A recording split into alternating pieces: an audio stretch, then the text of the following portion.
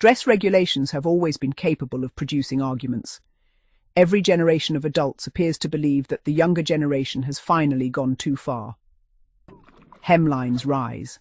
Hair grows longer. Makeup becomes more noticeable. Boys discover fashions their fathers consider ridiculous, while girls discover clothes their mothers insist they would never have been allowed to wear.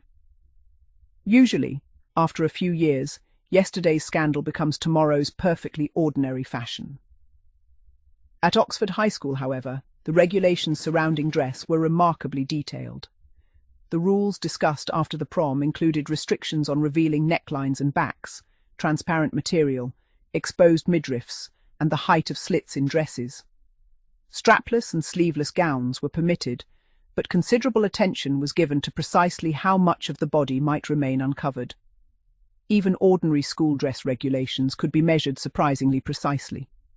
One version of the school rules reportedly used the length of a credit card as a convenient means of deciding whether skirts were too short. To British eyes, this could appear rather extraordinary. Yet it is worth remembering that schools have always attempted to regulate appearance. British schools once argued endlessly about skirt lengths, ties, hairstyles, jewellery, shoes, and whether boys' hair was touching their collars.